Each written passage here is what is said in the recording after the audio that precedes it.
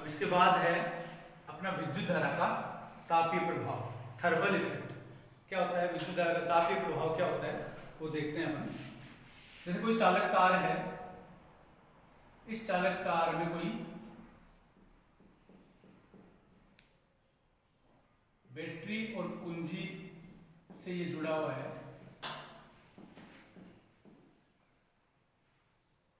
ये प्रतिरोध है कोई।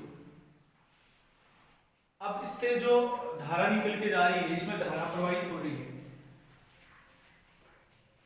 तो इसमें तापीय प्रभाव उत्पन्न होता है। वो किस तरह से होता है वो आप देखें कि जब भी किसी प्रतिरोध को किसी बैटरी से जोड़ा जाता है, तो बैटरी में जो रासायनिक ऊर्जा होती है वो उसके इलेक्ट्रॉन्स को गतिज ऊर्जा प्रदान करती है। उसके इलेक्ट्रॉन्स हैं वो गति करते हैं। जैसे कल अपन ने देखा था कि ये इलेक्ट्रॉन्स है, ये गति कर रहे हैं। और किसी भी परमाणु, किसी भी पदार्थ में जो परमाणु होते हैं वो उस इलेक्ट्रॉन की गति में बाधा उत्पन्न करते हैं और उनसे उसकी टक्कर होती है। और ये जो इलेक्ट्रॉन गति कर रहे हैं इनकी इससे टक्कर होती है, इन परमाणुओं से टक्कर होती है। और परमाणुओं में टक्कर होने से जो गतिज ऊर्जा है वो किस में बदलती है, उष्मा ऊर्जा में। इसमें बदलती है उष्मा ऊर्जा में। अब आप ये सोचिए अगर ये टक्कर और ज्यादा हो तो उष्मा ऊर्जा और ज्यादा बनेगी। जैसे आप देखते हो कि पंखे को अपन चलाते हैं, पंखा चलने के थोड़ी देर बाद अपन देखते हैं पंखा भी गर्म हो जाता है, उससे जो विद्युत धारा प्रवाहित हो रही है वो तार भी, हालांकि उस तार का प्रतिरोध बहुत न्यून होता है, बहुत अल्प होता है, अच्छा चालक होता है, फिर भी वो गर्म होता है। यानी प्रतिरोध को हटाना एक तरह से नामुमकिन अपन कह सकते हैं कि प्रतिरोध किसी भी चालक तार में अवश्यंभावी होगा। तो ऐसे ही अपन जब चालक तार में बैटरी से जोड़ते हैं, उसमें इलेक्ट्रॉन गति करते हैं, उनमें जो गतिज ऊर्जा होती है, रासायनिक ऊर्जा है, उनकी जो बैटरी की जो रासायनिक ऊर्जा है वो बदलती है गतिज ऊर्जा में। और गतिज ऊर्जा जब ये गति करते हैं तो टक्कर से बदलती है किसमें, उष्मा ऊर्जा में। और विद्युत धारा प्रवाहित होने से जब वो उष्मा उत्पन्न होती हो तो उसे कहेंगे विद्युत धारा का उष्मीय प्रभाव या विद्युत धारा का तापीय प्रभाव। और अगर इसकी जगह अपने को उष्मा ही उत्पन्न करनी हो तो प्रतिरोधक ऐसा लेंगे, ये चालक या प्रतिरोध ऐसा लेंगे जो शुद्ध प्रतिरोध है, या कहेंगे जिसका प्रतिरोध बहुत अधिक है। जैसे कल मैंने बताया था एक मिश्र धातु का नाम लिया था अपन ने, नाइक्रोम, निकिल, क्रोमियम, मैंगनीज और लोहा। इन चारों की मिलकर जो बनी होती है एक समांगी मिश्रण जो धातुओं का होता है उसे कहेंगे मिश्र धातु। ये जो मिश्र धातु है इसका उच्च प्रतिरोध, यानी प्रतिरोध बहुत अधिक होता है, और उच्च गलनांक, ये विशेषता मैंने बताई थी। तो ये उच्च प्रतिरोध क्या काम करेगा, ये टक्कर बढ़ाएगा, और टक्कर जब बढ़ेगी तो गतिज ऊर्जा किस में बदलेगी, उष्मा ऊर्जा में। और उष्मीय ऊर्जा जब बहुत अधिक होगी तो उसी को अपन उष्मीय प्रभाव के रूप में काम में ले सकते हैं। और इसके आधार पर विद्युत धारा के उष्मीय उपकरण बनाए जा सकते हैं, उष्मीय प्रभाव पर आधारित उपकरण बनते हैं। जैसे गीजर, हीटर, निमजन छड़, विद्युत इस्त्री, इसके अलावा विद्युत केतली, विद्युत ओवन, विद्युत टोस्टर, यानी ऐसे जितने भी उपकरण जिनमें विद्युत धारा प्रवाहित करने पर उष्मा उत्पन्न होती है और इस उष्मा का उपयोग अपन विविध रूप में करते हैं, तो उन्हें क्या कहते हैं, विद्युत धारा का उष्मीय प्रभाव या तापीय प्रभाव पर आधारित उपकरण। ये जो उपकरण है, परीक्षा में प्रश्न आता है विद्युत धारा का उष्मीय प्रभाव क्या है, और इस पर आधारित दो उपकरणों के, तीन उपकरणों के नाम लिखिए। तो आप बताएं जब किसी चालक तार में विद्युत धारा प्रवाहित की जाती है या प्रवाहित करने पर उष्मा उत्पन्न होती है, वह चालक तार गर्म हो जाता है, तो विद्युत धारा के इस प्रभाव को विद्युत धारा का उष्मीय प्रभाव या तापीय प्रभाव कहा जाता है। और इस पर आधारित उपकरण है विद्युत गीजर, हीटर, निमजन छड़, विद्युत इस्त्री, विद्युत केतली, विद्युत ओवन, विद्युत टोस्टर, बहुत सारे उपकरण हैं जो दैनिक जीवन में अपने काम में लेते हैं। अब ये जो उत्पन्न हुई उष्मा, ये निर्भर किस किस पर करती है वो अपन बता सकते हैं जूल के तापन नियम के अनुसार। जूल के तापन नियम के अनुसार, जूल का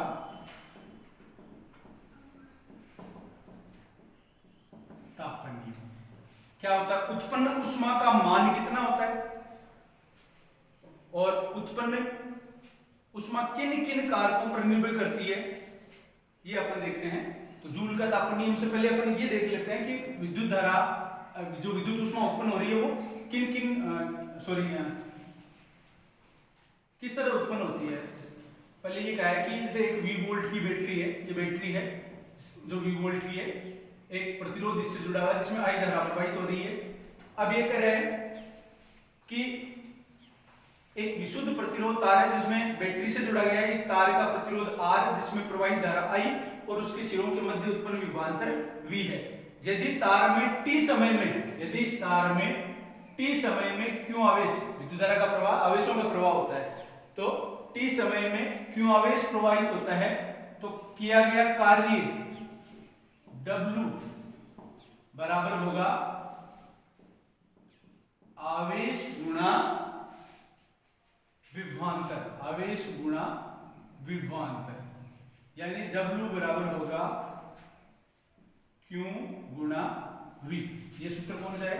V बराबर W अपॉन Q से अपने पास W बराबर आ गया V गुणा Q। ये जो फॉर्मूला है ये अपने पास विभव में आया था, तो इसकी सहायता से ये W ये आ गया। अब अपने को पता है Q बराबर होता है IT। ये कहां से है? I बराबर होता है Q बटा T, आवेशों के प्रवाह की दर को। तो Q बराबर क्या हो गया? Q इधर छोड़ दिया और ये I और T गुणा में हो गए, तो I गुणा T ये यहां से आ गया। तो Q बराबर IT, तो Q की जगह आप क्या लिख दें? IT गुणा V, V गुणा IT या VIT लिख सकते हैं इसको। अब इसके बाद में ये कह रहा है जितनी कोई उपकरण जितना कार्य करेगा, जैसे पंखा जितनी देर चलेगा उतनी उसमें ऊष्मा उत्पन्न होगी, तो ऊष्मा और किया गया कार्य दोनों का एक ही मात्रक होता है, दोनों को समतुल्य माना गया। कार्य का मात्रक भी जूल होता है, ऊष्मा का मात्रक भी जूल ही होता है। तो यहाँ पर जो किया गया कार्य है वही किसके समान होगा? ऊष्मा के समान। तो ये हो गया H, H बराबर IT गुणा, और V की जगह ओम के नियम से आप क्या लिख सकते हो? V बराबर IR, तो इसकी जगह लिख दिया आपने IR, तो H बराबर हो गया I और I का हो गया I स्क्वायर RT, यानी उत्पन्न ऊष्मा का मान होता है, H का मतलब हो गया ऊष्मा, I square RT, I square RT, और इसी को क्या कहा जाता है? जूल का तापन नियम, जूल का तापन नियम। जूल के तापन नियम के अनुसार ऊष्मा किन किन चीजों पर निर्भर करती है? सबसे पहला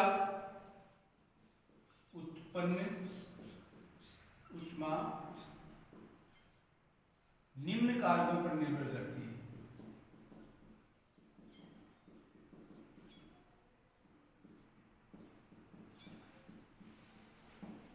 किसी भी चीज को आप जब निर्भरता देखो तो आपको सूत्र देखना जरूरी है। सूत्र के अलावा आप अंदाजे से बताओ कि इस पर निर्भर करती है तो वो सही नहीं होगा। सूत्र में आपको दे रखा है कि ये ऊष्मा है और ये इन चीजों से मिलकर बनी हुई है, तो किस पर निर्भर कर रही है? सबसे पहले आप बताओगे धारा के वर्ग के समानुपाती, धारा के वर्ग के समानुपाती, यानी कह सकते हैं H proportional to I square, यानी धारा के, ये धारा इसके वर्ग के समानुपात में, धारा बढ़ेगी तो उसी अनुपात में बढ़ेगा। दूसरा है चालक के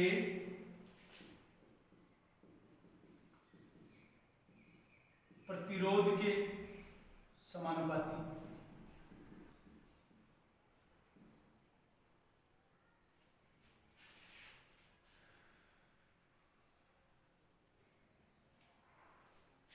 या कह सकते हैं H प्रोपोर्शनल टू R। और तीसरी चीज सूत्र में आपको क्या दिख रही है? T, चालक में धारा प्रवाहित होने के समय के समानुपाती, यानी H प्रोपोर्शनल टू T। ये तीन चीजें हैं, ये तीन चीजें बताती है कि उत्पन्न ऊष्मा का मान किन किन पर निर्भर करता है। अब आपको पता है, सिंपल सा एक उदाहरण लेके, कोई हीटर है अपने पास। अब हीटर में उत्पन्न ऊष्मा किस पर निर्भर कर रही है? एक तो उसमें जो धारा जा रही है उस पर निर्भर करेगी, दूसरा उसका प्रतिरोध कितना, हीटर का प्रतिरोध जितना ज्यादा होगा, टक्कर चालक के अंदर उतनी ज्यादा टक्कर होगी, उतनी ऊष्मा उत्पन्न होगी। तो प्रतिरोध के भी समानुपाती, प्रतिरोध बढ़ेगा तो उत्पन्न ऊष्मा का मान भी बढ़ेगा। और तीसरी चीज होती है समय पर। आप हीटर को लिए, हीटर को 1 मिनट के लिए चलाओ, आप हीटर को 10 मिनट के लिए चलाओ, कौन से में ज्यादा ऊष्मा उत्पन्न होगी? 10 मिनट में, क्योंकि 1 मिनट में उत्पन्न ऊष्मा का मान कम होगा, 10 मिनट आप चलाओगे यानी ज्यादा समय के लिए, तो समय के समानुपाती इसलिए बताया, ज्यादा समय चलाओगे तो ज्यादा ऊष्मा उत्पन्न होगी। ये 3 चीजें आपको ध्यान रखनी है। अब इसके बाद में है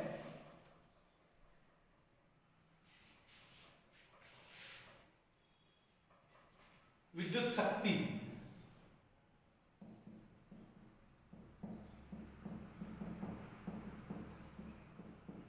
शक्ति को लिखते हैं P से, पावर, और सरल शब्दों में या परिभाषा के रूप में कहें तो कार्य करने की दर को। कोई भी विद्युत उपकरण, विद्युत शक्ति की बात हो रही है अपने, तो कोई भी विद्युत उपकरण है, कोई भी विद्युत उपकरण है या किसी कार्य करने की दर को शक्ति कहते हैं। पहला तो ये, तो P बराबर W कार्य, और ये समय का भाग लगते हो जाती है दर। दूसरी परिभाषा क्या बनेगी? किसी विद्युत परिपथ में किसी उपकरण द्वारा, अब इसकी जगह अपन 1 ले लें, अगर इसकी जगह 1 ले लें तो 1 का भाग दे तो W आएगा यानी कार्य आएगा, और 1 ले लें तो उसको क्या कहेंगे?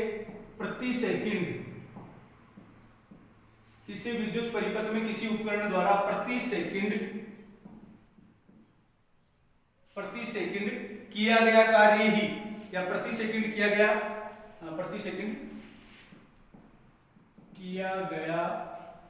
कार्य ही उपकरण की शक्ति कहलाता है। ये हो गया P बराबर W। कब? जब समय अपन ने ले लिया, एक काम किया 1 सेकेंड। ये आप ध्यान रखिए।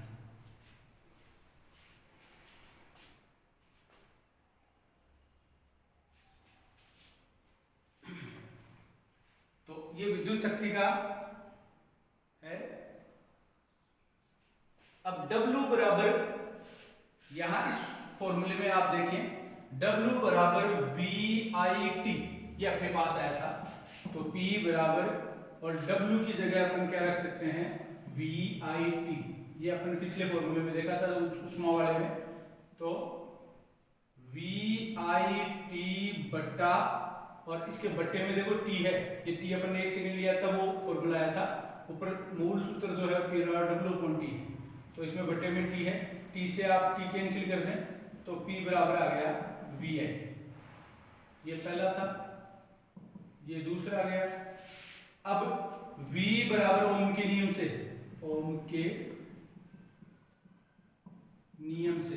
V बराबर होता है IR, तो मान रखें तो V की जगह रख दें IR गुना I, तो P बराबर हो जाएगा I स्क्वायर R। ये बराबर क्या हो जाएगा? I square R। ये तीसरा, यानी शक्ति को ज्ञात करने के अपने पास 3 फॉर्मूले आ गए। अपने को कार्य दिया हो, समय दिया हो तो शक्ति ज्ञात हो सकती है। अपने को किसी उपकरण के सिरों पर उत्पन्न विभवांतर, उसमें प्रवाहित धारा दी हुई हो तो शक्ति ज्ञात हो सकती है। अपने को कोई उपकरण है, उसकी विभवांतर, प्रवाहित धारा और समय दिया हो तो शक्ति ज्ञात हो सकती है। अपने को किसी उपकरण की प्रवाहित धारा और उसका प्रतिरोध दिया हो तो भी उसकी शक्ति ज्ञात की जा सकती है। ये शक्ति के 3 सूत्र हैं, जो सूत्र अपने एक पेज में लिख रखे थे, उन सूत्रों में आपको ये सूत्र भी ऐड करने हैं। एक H बराबर I स्क्वायर RT और एक 2 और 3 सूत्र ये हो गए। ये आप इसके बीच में श्रेणीक्रम और समांतर क्रम के सूत्र हैं, वो भी आपने अभी देखे थे, वो भी आपको ऐड करने हैं। ये बात हुई इसकी। अब इसके बाद में है जो शक्ति है,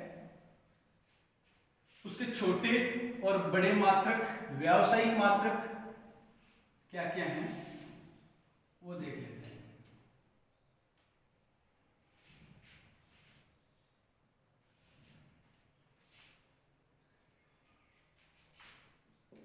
P बराबर W/T। तो W कार्य होता है, कार्य का मात्रक होता है जूल बटा समय का मात्रक होता है सेकंड, और जूल बटा सेकंड को ही शक्ति का मात्रक कहा जाता है। इसी का दूसरा नाम होता है वाट। क्या नाम होगा? वाट। तो शक्ति का मात्रक हो गया वाट। या इसको अगर अपन बदलें तो जूल बराबर वाट गुणा सेकंड भी कह सकते हैं, या आगे अपने काम में आएगा, ये ध्यान रखना है। जूल को यहाँ छोड़ दें, सेकंड इधर भाग में है, इधर आके गुणा में, तो वाट गुणा सेकंड, ये इस तरह से हो जाएगा। अब इसके छोटे बड़े मात्रक, जैसे 1 किलोवाट में होते हैं 1000 वाट। किलो शब्द जहां भी है, एक का एक रखना आपको, वाट का वाट रखना, और किलो शब्द का अर्थ होता है 10 की घात 3 या 1000। ठीक है। उसके बाद में है 1 मेगावाट। तो किलो के बाद में आता है मेगावाट। जो विद्युत उत्पादन की इकाइयां हैं उनमें मेगावाट का उपयोग करते हैं। ये होता है 10 की पावर 6 वाट।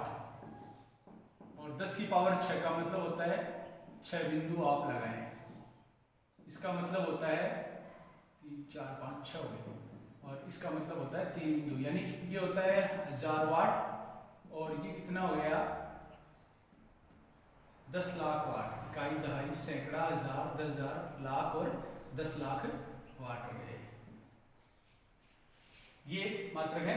और एक जो मात्रक आता है, जो अपने विद्युत मोटर आती है, उनमें आता है एक अश्वशक्ति, हॉर्स पावर, एचपी जिसको बोलते हैं, उसको बोला जाता है 746 वाट। एक एचपी में या एक अश्वशक्ति में कितने वाट होते हैं? 746 वाट। अब एक प्रश्न आता है परीक्षा में, लगभग हर साल आता है, कि 1 किलोवाट घंटा में जूल, कितने जूल होते हैं? कितनी ऊर्जा या कितने जूल होते हैं 1 किलोवाट घंटा में? तो इसका हल आपको करना है 1 किलोवाट घंटा, ये लिख दिया। अब 1 की जगह आप 1 लिख दें। किलो शब्द का मतलब होता है 1000, तो 1 को आप 1000 से गुणा कर दें तो 1000 लिख दें। 1 किलो का मतलब आपने लिख दिया 1000। ठीक है। वाट को आप वाट लिख दें, ये जो वाट है इसको आपने लिख दिया वाट। और घंटे को आप गुणा करके घंटे को बनाए मिनट, तो मिनट बनाते 60 से गुणा हो गया, और मिनट को बनाए आप सेकंड, तो फिर 60 से गुणा हो गया, तो यहां गुणा लिख के लिख दिया आप सेकंड। यानी 1 किलोवाट घंटे को आपने 1 किलो को तो बना दिया 1000, वाट का लिख दिया आपने वाट, घंटे को आपने इस घंटे को किस में बदल दिया? मिनट में, और मिनट को फिर बदल दिया सेकंड में, तो यहाँ लिख दिया सेकंड, और ये हो गया 1 घंटा। 3600 सेकंड होते हैं। 1 घंटे में कितने होते हैं? 3600 सेकंड। इसको लिख दिया आपने। अब इसको गुणा कर लें, 6 6 36, 6 6 36, और 1 से गुणा किया 36, और आगे 1 2 3 4 5, 1 2 3 4 5 बिंदु लगा दें, और यहाँ लिख दें वाट गुणा सेकंड, वाट इंटू सेकंड। अब जितने बिंदु होते हैं उतनी पावर होती है। जैसे यहाँ 10 की पावर 6 थी, तो अपन ने 1 के आगे 6 बिंदु लगा दिए। इन 6 बिंदुओं को वापस समेटा तो पावर लग गई। यहाँ 3 बिंदु थे, इनको वापस इकट्ठा किया तो 10 की पावर क्या होगी? 10 की पावर 3 वाट बोलते हैं इसको। 10 की, यहाँ 3 बिंदु थे तो इनको 3 पावर कर दिया। यहाँ 5 बिंदु हैं तो इनको लिख दो 36 गुणा 10 की पावर 5, और वाट गुणा सेकंड। वाट गुणा सेकंड को देखो, अभी मैंने क्या बताया था, क्या कहा जाता है? जूल। और जूल किसका मात्रक है? ऊर्जा का। तो आपको ऊर्जा पूछे तो भी आपको यही निकालना है, आपको कितने जूल पूछ रहा है तो भी आपको यही निकालना है। तो 36 गुणा 10 की पावर 5, और इसको अगर एक अंक यहाँ पॉइंट लगा, इसको एक इधर छोड़े अपन, तो 3.6 गुणा 10 की पावर 6 जूल। ये भी आंसर सही है, ये भी आंसर सही है। ये दोनों आंसर आप निकाल सकते हैं, इसमें कहीं कोई दिक्कत नहीं है। ये परीक्षा में आने वाले सबसे ज़्यादा आने वाले प्रश्नों में से एक है।